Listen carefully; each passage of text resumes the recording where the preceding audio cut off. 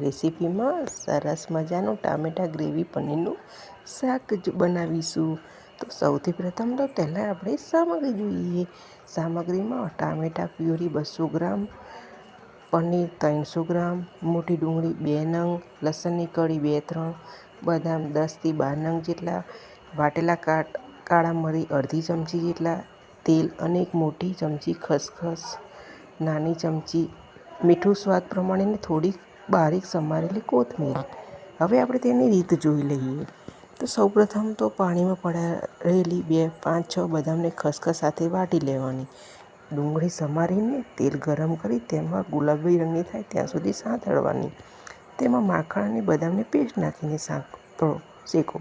પછી તેમાં tomato puree અને 1.5 કપ જેટલું પાણી નાખીને ઉકાળી લેવું. હવે મીઠું અને પનીરના ટુકડાને 5 મિનિટ સુધી આંચ ઉપર ઉકાળો. મરી પાવડર એમાં ઉમેરો.